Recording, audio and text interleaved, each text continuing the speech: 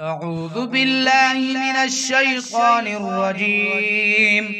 بسم الله الرحمن الرحيم. يسبح لله ما في السماوات وما في الأرض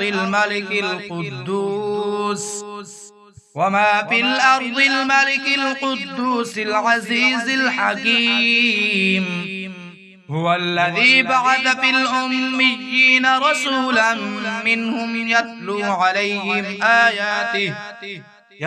عليهم آياته ويزكيهم ويعلمهم الكتاب والحكمة وإن كانوا من قبل لفي ضلال مبين.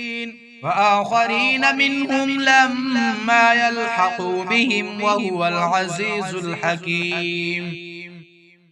ذلك فضل الله يؤتيه من يشاء والله ذو الفضل العظيم.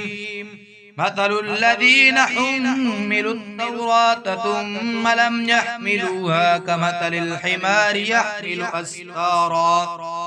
بئس مثل القوم الذين كذبوا بآيات الله والله لا يهدي القوم الظالمين. قل يا أيها الذين هادوا إن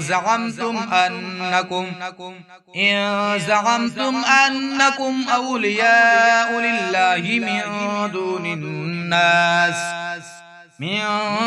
الناس فتمنوا الموت إن كنتم صادقين ولا يتمنونه أبدا بما قدمت أيديهم والله عليم بالظالمين.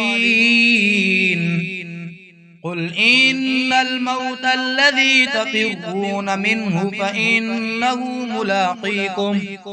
فإنه ملاقيكم ثم تردون إلى عالم الغيب والشهادة فينبئكم بما كنتم تعملون.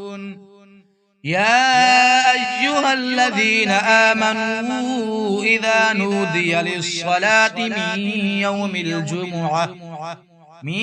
يوم الجمعة فاسعوا إلى ذكر الله وذروا البيع ذلكم خير لكم إن كنتم تعلمون.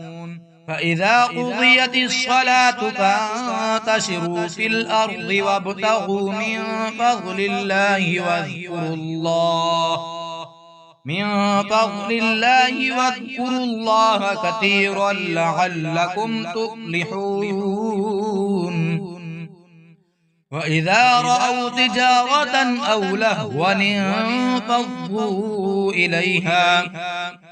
لهوا انفضوا إليها وتركوك قائما.